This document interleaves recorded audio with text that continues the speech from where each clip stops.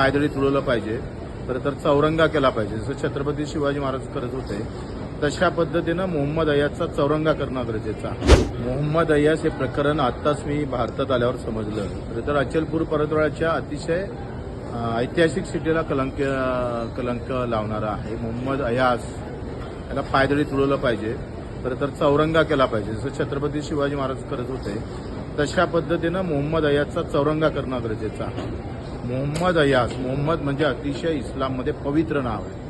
मोहम्मदला पवित्र स्थानी असं नाव दिलं जातं आणि हे जे अपवित्र घटना केली त्याला तुडवणं गरजेचं आहे. आणि त्यासाठी आम्ही कुठलाही पक्षीय धर्मभेद न ठेवता एकत्रित होऊन वेळ पडलं तर 15 दिवसाच्या आत कारवाई झाल्यानंतर आंदोलन करू. प्रश्न पुन्हा आहे का हिंदुत्ववादी सरकार केंद्रातही आहे आणि राज्यात पण आहे. मग आता हिंदुत्ववादी सरकारमध्ये हिंदूच्याच मुली पुन्हा खतऱ्यात येत असेल तर आता काय करावं, कोणाला न्याय मागावा? म्हणजे एका इकडे बटेंगे तो कटेंगे म्हणणारे लोक गेले कुठं? तुमच्या राज्यामध्ये तुमच्याच राज्यामध्ये असे अन्याय होता आणि तुम्हीच बोंबलताय. या सगळ्या संदर्भात फडणवीस साहेब काय करताय?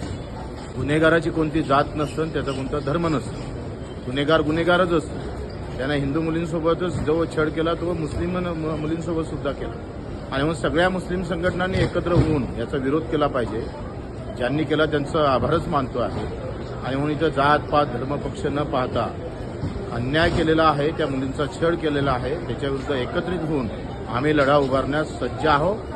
वेळ पडली तर 15 दिवसात कारवाई झाली नाही पूर्ण तर आम्ही एसपी कार्यालयावर आंदोलन करू. महाराष्ट्रातील सर्व बातम्यांचे विश्वासार्ह व्यासपीठ सकाळच्या सर्व सोशल मीडिया प्लॅटफॉर्मला लाईक, फॉलो आणि सबस्क्राईब करा. तसंच सर्व नोटिफिकेशनसाठी बेल आयकॉन प्रेस करायला विसरू नका.